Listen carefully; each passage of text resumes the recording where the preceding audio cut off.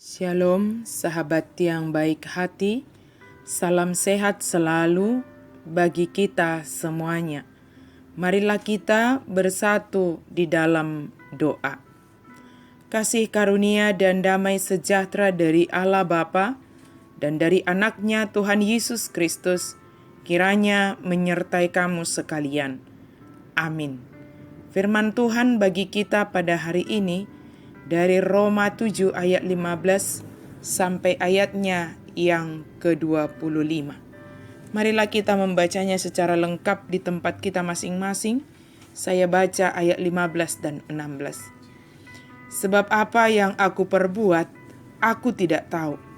Karena bukan apa yang aku kehendaki yang aku perbuat, tetapi apa yang aku benci, itulah yang aku perbuat. Jadi jika aku perbuat apa yang tidak aku kehendaki, aku menyetujui bahwa hukum Taurat itu baik. Mencintai hukum Tuhan. Sebenarnya ada dosa dalam tubuh manusia sejak kejatuhan Adam. Ini hanya bisa dilihat oleh kuasa Yesus Kristus. Lalu bagaimana supaya kita bisa terlepas dari kuasa dosa yang besar maupun yang kecil? Ada yang menyibukkan diri dengan segala aktivitas rohani dan perbuatan yang enak dipandang. Ini tidak cukup, bahkan tidak bisa dengan usaha kita sendiri saja. Kita perlu membawa dosa dan kelemahan kita kepada Kristus dengan jujur, rendah hati, dan penuh iman kepada Kristus. Kita memohon anugerah Tuhan agar kita tidak melakukan dosa yang telah menjerat dan mengikat kita. Di hadapannya, nama dosa itu satu persatu diperhadapkan. Kemudian belajar dan berlatihlah untuk tidak menuruti keinginan atau tabiat dosa itu dengan kuasa yang berasal dari Kristus. Berjuang melawan keinginan-keinginan daging yang berlawanan dengan kehendak Tuhan. Sebab di dalam diri manusia selalu berkecamuk antara apa yang baik dengan yang tidak baik. Kita mengetahui apa yang baik dan benar, tetapi sering sekali kita melakukan apa yang bertentangan dengan hal tersebut. Nas ini menggambarkan pengalaman semua orang Kristen yang sedang berjuang melawan dosa atau sedang berusaha menyenangkan Allah dengan menaati hukum dan peraturan. Kita jangan pernah meremehkan kuasa dosa dan berupaya melawannya dengan kekuatan kita sendiri.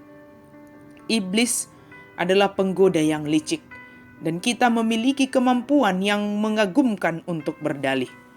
Sebaliknya, daripada berupaya mengalahkan dosa dengan tekad manusiawi kita sendiri, kita harus berpegang kuat pada perlengkapan Allah untuk bisa menang atas dosa, yakni Roh Kudus yang tinggal di dalam kita dan memberi kita kuasa. Dan manakala kita jatuh, Dia dengan penuh kasih mengulurkan tangan untuk menolong kita bangkit. Ada ketegangan hebat dalam pengalaman Kristen setiap hari. Konfliknya ialah karena kita setuju pada perintah Allah, tetapi tidak mau dan tidak sungguh-sungguh melakukannya. Akibatnya, kita menderita karenanya. Kita menderita karena dosa yang kita lakukan. Pergumulan batin melawan dosa ini sama nyatanya bagi Paulus seperti bagi kita. Dari Paulus kita belajar apa yang harus kita lakukan dengan hal itu. Kapanpun Paulus merasa dikuasai oleh peperangan rohani, dia akan kembali kepada awal kehidupan rohaninya, dengan mengingat bagaimana dia telah dibebaskan dari dosa oleh Yesus Kristus. Apabila kita merasa bingung dan dikuasai oleh daya tarik dosa, hendaklah kita mengklaim kebebasan yang Kristus sudah berikan kepada kita. Kuasanya bisa mengangkat kita kepada kemenangan. Sebagai orang yang telah dimenangkan oleh Yesus Kristus, hiduplah dalam kemenangan itu dengan mencintai hukum Allah, melakukan perintah Allah. Godaan selalu pasti datang, supaya kita melakukan apa yang diinginkan oleh daging. Tetapi dengan kuasa Roh Kudus kita dimampukan untuk menaati dan melakukan apa yang dikehendaki oleh Yesus. Matius 26 ayat 41.